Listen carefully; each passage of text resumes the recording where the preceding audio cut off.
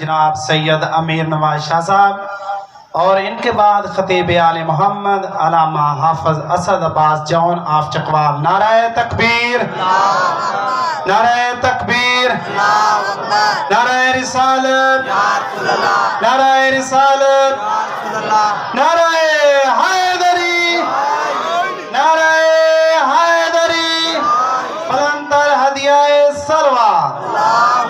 صلی اللہ محمد وعلی محمد۔ خطیب آل محمد جناب سید امیر نواز شاہ صاحب، اور ان کے بعد خطیب آل محمد علامہ حافظ اسد عباس جون آف چکوال۔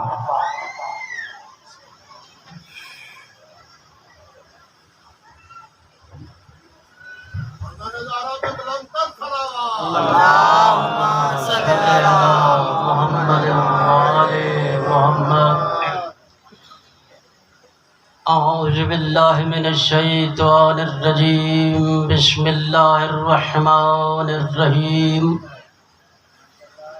الحمد للہ رب العالمین وعاقبۃ للمتقین، ثم الصلاة والسلام علی سید المرسلین وخاتم النبیین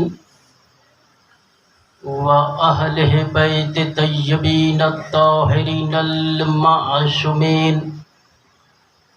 أما بعد فقد قال الله تبارك وتعالى في كتابه المجيد والفرقان الحميد، بسم الله الرحمن الرحيم۔ الحسین منی وأنا من الحسین صلوات محمد وآل محمد۔ نعرہ تکبیر، اللہ اکبر، نعرہ تکبیر، اللہ اکبر، نعرہ رسالت یا رسول اللہ، نعرہ رسالت یا رسول اللہ۔ حسینیت زندہ باد، حسینیت زندہ باد، یزیدیت مرد آباد، یزیدیت مرد آباد۔ نعرہ حیدری، پھر بھی نعرہ حیدری، آواز بلند صلوات۔ اللہم صلی علی محمد وآل محمد۔ محمد وآل محمد اتنا بلند ہے کہ جن کی انتہا کو نہیں، جتنا وہ بلند ہے اتنا بلند آواز میں درود پڑھیں۔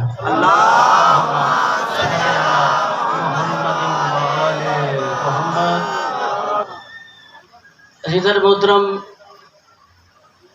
چند مولا کے فضائل تاکہ دنیا کو پتہ چلے کہ مولا حسین کا مقام کیا ہے۔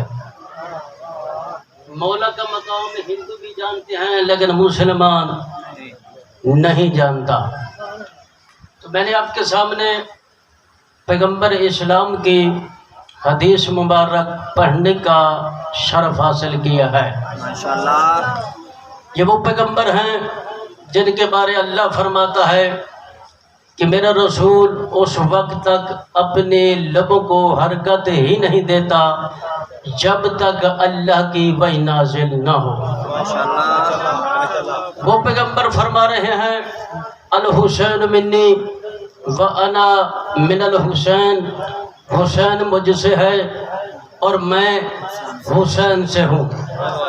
مسجد نبوی، صحابہ کرام کا مجمع، پیغمبر اسلام منبر پر بیٹھے خطبہ دے رہے تھے تو اچانک دنیا نے ایک منظر دیکھا کہ وہ رسول جو اللہ کی وحی کے بغیر بولتے نہیں، وہ رسول جو اللہ کی وحی کے بغیر خاموش نہیں ہوتے، وہ پیغمبر خطبہ دیتے دیتے اچانک رک گئے۔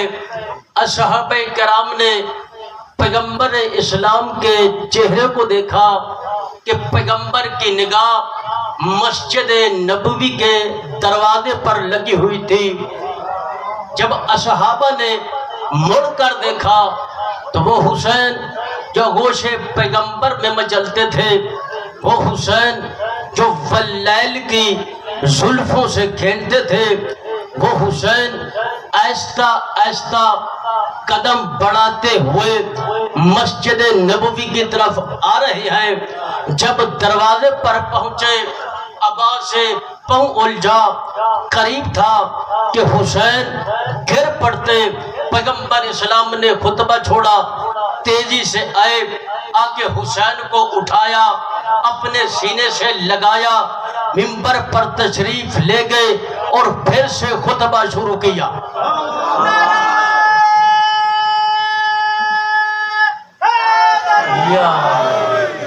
پھر وہ جو پہلے خطبہ دے رہے تھے وہ خطبہ چھوڑ دیا، اب نیا خطبہ شروع کر دیا۔ فرمایا اے لوگو، ھذا حسین، یہ میرا حسین ہے، اسے اچھی طرح سے پہچان لو، صرف پہچانو نہیں بلکہ اس کی فضیلت کا اقرار کرو، صرف فضیلت کا اقرار نہیں۔ اگر حسین کی زندگی میں کسی موڑ پر ضرورت پڑ جائے، تمہارا فرض ہے کہ حسین کی مدد کرنا۔ پھر فرمایا اس کا دادا افضل ہے یوسف بن یعقوب کے دادا سے۔ پھر پیغمبر فرماتے ہیں اس کا دادا بھی جنتی، اس کی دادی بھی جنتی، اس کا چچا بھی جنتی، اس کی پھوپھی بھی جنتی، اس کا بھائی بھی جنتی، اس کی بہن بھی جنتی، اس کا بابا بھی جنتی، اس کی ماں بھی جنتی، اس کا نانا بھی جنتی، اس کی نانی بھی جنتی، ان کے چاہنے والا بھی جنتی اور ان کے چاہنے والوں کا چاہنے والا بھی جنتی۔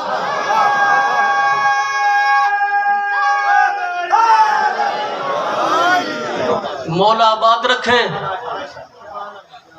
میں آپ کا شکریہ ادا کرتا ہوں کہ آپ ہماری پھوڑی پر آئے ہیں۔ تو میرے محترم، عظمت حسین اگر مسلمانوں کی سمجھ میں آ جاتی تو یہ کربلا کا واقعہ بھی نہ ہوتا۔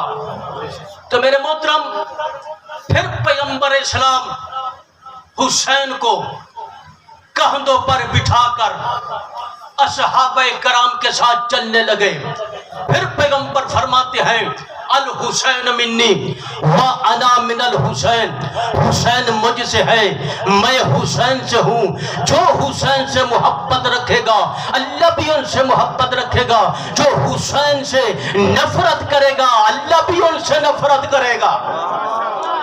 اور پھر خلیفہ ثانی کہتے ہیں میں نے اپنی آنکھوں سے دیکھا اور کانوں سے سنا کہ پیغمبر اسلام حسین کو اپنے کندھوں پر بٹھا کر واللیل کی زلفیں حسین کے ہاتھوں میں دے کر یہ فرما رہے تھے حسین آج میں تیری سواری ہوں اور یہ زلفیں تیری سواری کی مہاریں ہیں۔ پھر خلیفہ کہتے ہیں جہاں حسین چاہتے پیغمبر کو زلفوں کے ذریعے سے موڑ دیتے، جہاں حسین چاہتے پیغمبر رک جاتے، جہاں حسین چاہتے پیغمبر پھر سے چلنا شروع کر دیتے۔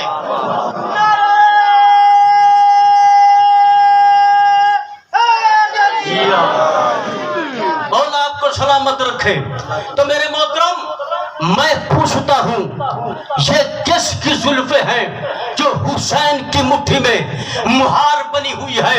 ارے یہ وہی زلفیں ہیں جن زلفوں کی اللہ قسمیں کھا رہا ہے، اور جس نبی کے لیے تمام نبیوں کو حکم ملا اے یاد رکھے نبیوں آخر میں میرا نبی آئے گا، تمہارا فرض ہے کہ اس پر ایمان لانا، صرف ایمان لانا کافی نہیں بلکہ اس کی مدد بھی کرنا، یعنی جس طرف میرا آخری نبی جائے نبیوں کا فرض ہے وہ بھی ادھر جائے، یعنی آدھر بھی ادھر جائے، نوح بھی ادھر جائے، ابراہیم بھی ادھر چلے، عیسیٰ بھی ادھر چلے، موسیٰ بھی ادھر مڑے۔ لیکن عجیب بات ہے وہ پیغمبر ادھر مڑ رہے ہیں جدھر حسین چاہتے ہیں، اور یہ نبی اور جو حسین کی مٹھی میں زلفیں ہیں یہ صرف پیغمبر کی زلفیں نہیں بلکہ 1,24,000 انبیاء کی جو ابرو ہے وہ حسین کی مٹھی میں بند ہے۔ اور یہ اللہ کا نبی وہ ہے جو کام نہیں کرتا جب تک اللہ کا حکم نہ آئے، اور اللہ اپنے رسول کو ادھر موڑ دیتا ہے جدھر حسین چاہتے ہیں. اور جس حسین کے بچپن کا کھیل اتنا بلند ہے اس حسین کی جوانی کا عمل کیسے ہوگا؟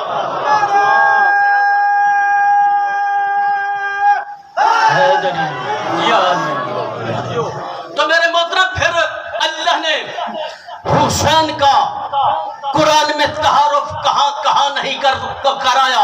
ارشاد ہوتا ہے انما یرید اللہ لیذھب عنکم الرجس اہل البیت ویطہرکم تطہیرا. کیا اس آیت میں حسین ہے کہ نہیں؟ پھر ارشاد ہوتا ہے ان اللہ وملائکتہ یصلون علی النبی یا ایھا الذین آمنوا صلوا علیہ وسلموا تسلیما.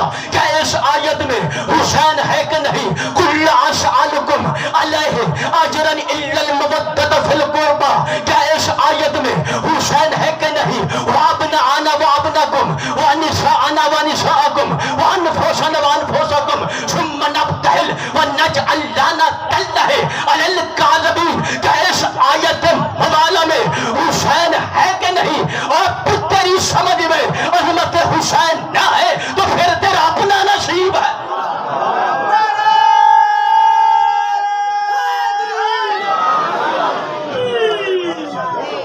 سلوات پڑھے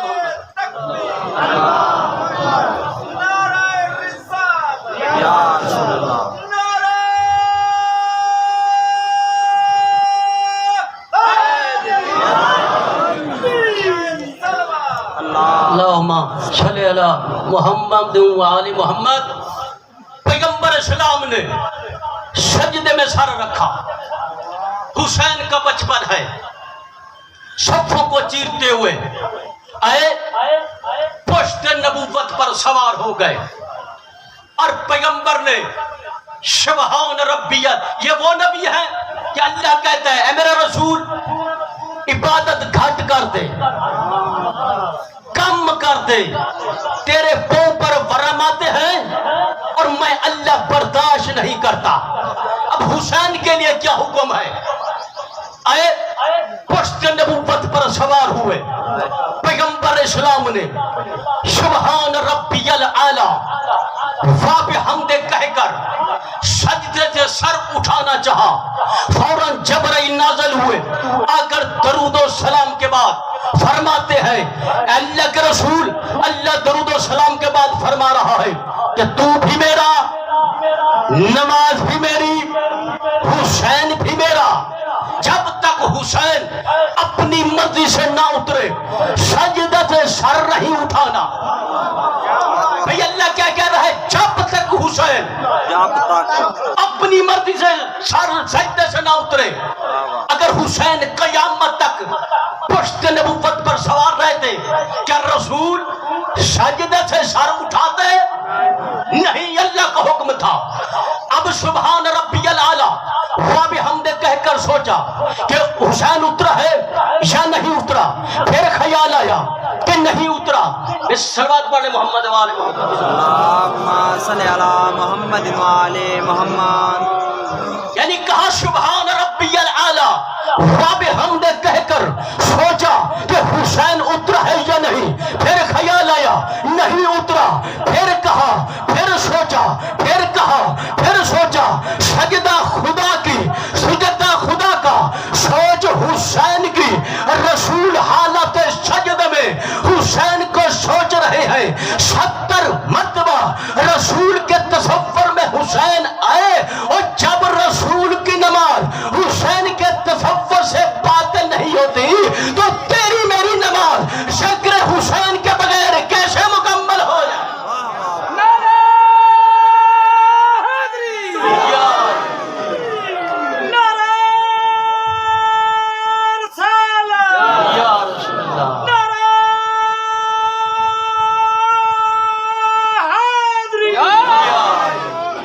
بڑی مہربانی, مولا آپ کو سلامت رکھے. چند جملے ہٹ کر کہ حج کیا ہے اور یہ محرم کیا ہے. واہ واہ بڑی مہربانی، مولا آپ کو سلامت رکھے۔ حضرت حاجی صاحبان ہر سال تشریف لے جاتے ہیں اور اس سال بھی اس شہادت سے فیض یاب ہو کر تشریف لائے ہیں۔ تو جتنا بھی حاجی صاحبان یہاں سے جاتے ہیں وہاں جا کر وہی عمل کرتے ہیں جو حضرت ابراہیم علیہ السلام نے کیے تھے، وہی لباس پہنتے ہیں، وہی شکل بنانے کی کوشش کرتے ہیں، حتیٰ کہ سیلا ہوا کپڑا نہیں پہنتے، سیلی ہوئی جوتی نہیں پہنتے حالت احرام میں۔ تو وہاں یہ ہوتا ہے کہ جہاں جہاں حضرت ابراہیم، حضرت اسماعیل، حضرت ہاجرہ کا عمل ہے وہی عمل انہی کو دوانا پڑتا ہے۔ حاجی صاحبان گواہی دیں گے کہ جب حضرت ابراہیم علیہ السلام لے کر چلے حضرت اسماعیل کو، راستے میں شیطان آ گیا اور بڑی عمدہ شکل میں آیا، خوبصورت شکل میں آیا، بڑا بزرگ بن کر آیا، آ کر کہتے ہیں جناب کیا کر رہے ہو؟ جوان بیٹا ہے۔ حضرت ابراہیم فرماتے ہیں میں نے خواب دیکھا ہے۔ کہنے لگا حضور یہ ضروری نہیں کہ ہر خواب سچا ہو، صحیح ہو، خواب میں اللہ کا حکم نہ ہو بلکہ کسی شیطان نے چکر دیا ہو۔ تو حضرت ابراہیم نے اٹھایا پتھر، شیطان کو دے مارا، کہا دفع ہو جا نامراد شیطان۔ کہنے لگا حضور آپ کو کس نے بتایا ہے کہ میں شیطان ہوں؟ فرمایا جو نبی کے خواب کو جھوٹا کرے وہی تو شیطان ہے۔ بڑی مہربانی، مولا آپ کو سلامت رکھے۔ کیا بات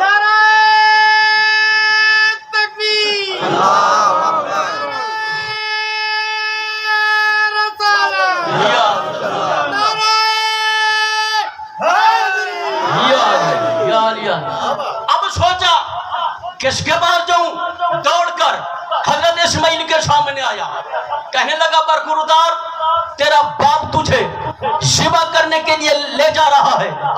حضرت اسماعیل فرماتے ہیں باپ کا حکم ہے۔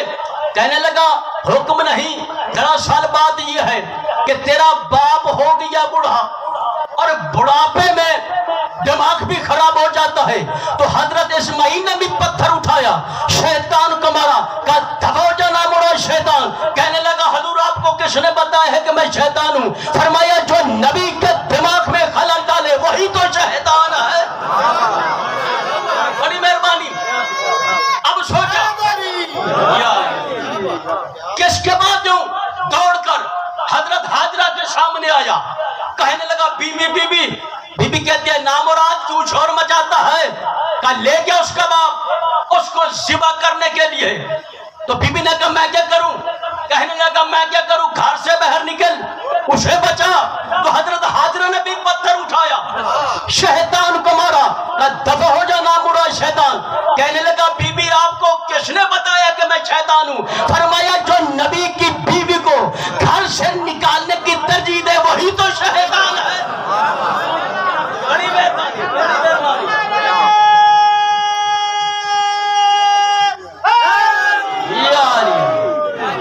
کسی نے شیطان کو پہچان لیا، کسی بیوی نے نہ پہچانا، گھر سے باہر نکل پڑی۔ تو میرے محترم آپ جو عمل کرتے ہیں حضرت ابراہیم کے عمل پر، تو اب مجھے سارے حاجی صاحبان صلوات پڑھ لیں محمد وعلى اللہم صلی علی محمد وعلی محمد۔ بڑی مہربانی، کیونکہ حاجی شیعہ بھی ہے سنی بھی ہے، تو جہاں حضرت ابراہیم کی یاد میں آپ نماز پڑھتے ہیں، حضرت اسماعیل کی جگہ آپ دمبے کی قربانی دیتے ہیں، حضرت ہاجرہ کی یاد میں آپ شہید کرتے ہیں، چونکہ ہاجرہ دوڑی اور ہر مسلمان حاجی دوڑتا ہے، اسی طریقے پر حضرت ابراہیم نے نماز پڑھی، آپ بھی نماز پڑھتے ہیں، حضرت اسماعیل کی جگہ دمبا قربان ہوا، آپ بھی دمبے کی قربانی دیتے ہیں۔ اب وہاں ایک عمل اور ہوتا ہے کہ وہاں 3 شیطان بنے ہوئے ہیں، ان کو ہر حاجی پتھر مارتا ہے، جن کے نہیں مارتے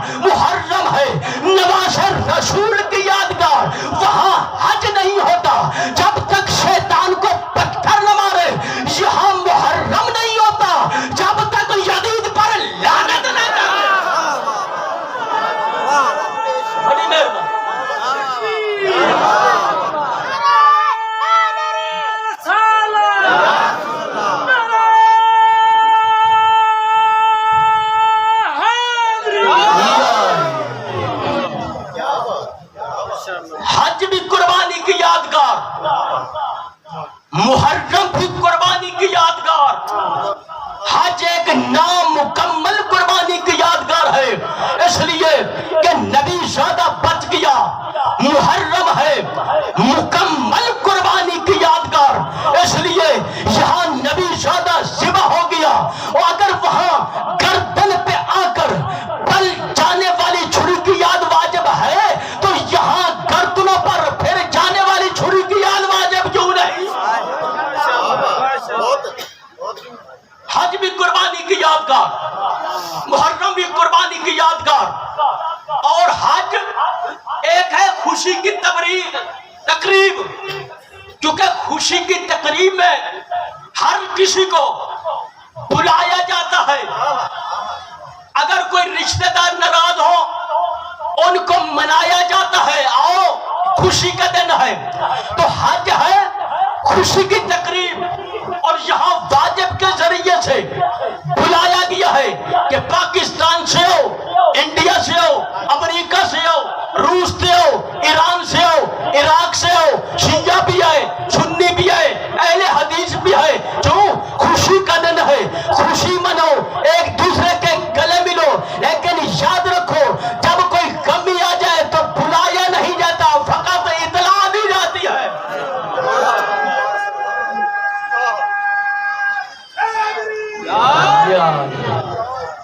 اور پیغمبر نے فرمایا، اور یاد رکھیں اگر کوئی کسی کی خوشی کی تقریب میں نہ آئے تو ملاقات کا پہلو رہ جاتا ہے۔ اگر کوئی کسی کی کمی میں شریک نہ ہو تو ساری زندگی آمنا سامنا نہیں ہوتا۔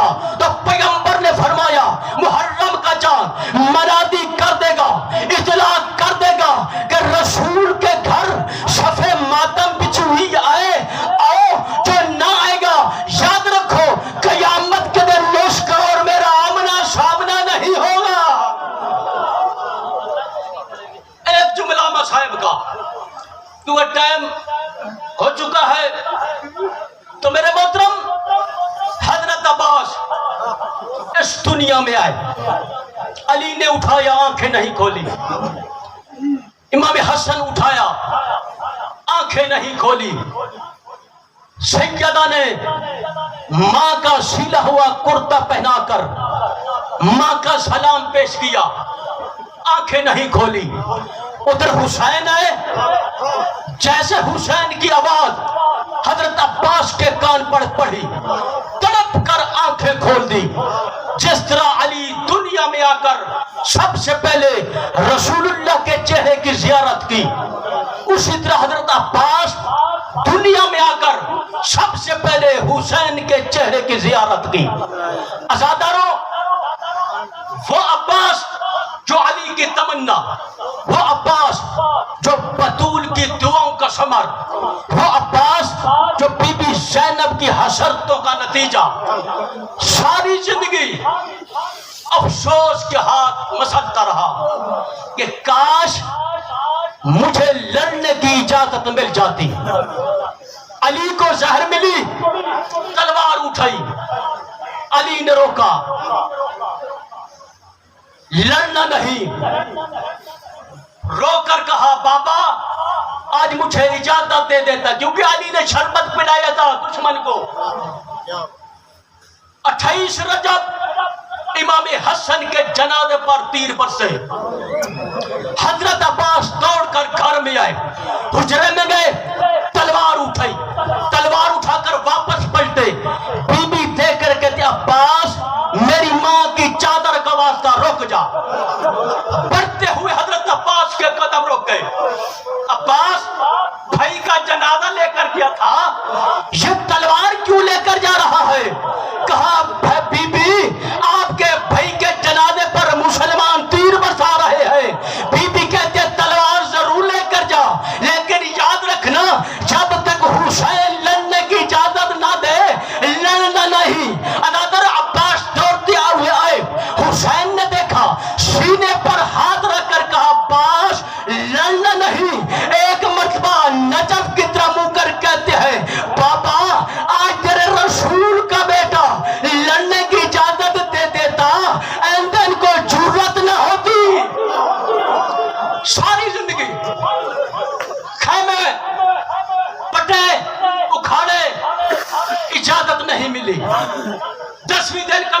فرمایا، اجازت مانگتے رہے، اجازت نہیں مانگی۔ ایک مقام ایسا آیا، خیموں سے آواز آئی، آلاتش ہے پیاس، ہے پیاس۔ حضرت عباس دے کر کہتے ہیں کہ مولا یہ بچے پیاس سے تڑپ رہے ہیں، کوئی بچہ اس دنیا سے چلا گیا، قیامت کے دن آپ کی ماں بطول نے پوچھ لیا، عباس تو بھی زندہ رہا، میرے بچے پیاس سے تڑپتے رہے، مولا کیا منہ دکھاؤں گا؟ امام فرماتے ہیں اللہ کے حوالے، امام نے بدے آخری جملے، امام نے حضرت عباس نے مشکیزہ لیا، مشکیزہ لے کر اس بی بی کے خیمے کے دروازے پر ہے جس نے ہمیشہ یہی کہا تھا، بیبیوں گھبراؤ نہیں، جب تک میرا عباس زندہ ہے کسی کی کیا ملا جو خیموں کی طرف میلی آنکھ دیکھے۔ دروازے پر آئے، ہاتھ باندھ کے عرض کرتے ہیں، بطول کی بیٹی کنیز کے بیٹے کا آخری سلام۔ بی بی نے سر اٹھایا، کہا عباس اندر آ۔ حضرت عباس اندر آئے، بی بی کہتے بیٹھ جا۔ حضرت عباس دو زانو ہو کر بیٹھے، بی بی نے پہلے دایاں بازو چوما، پھر بایاں بازو چوما، رو کر کہتے ہیں بابا آپ نے سچ کہا تھا۔ حضرت عباس تڑپ کر کہتے بی بی بابا نے کیا کہا تھا؟ بی بی کہتی عباس ایک دن میں گھر میں بیٹھی تھی، میرے بابا قریب آئے، آ کر کہا بیٹا ہو سکے سر سے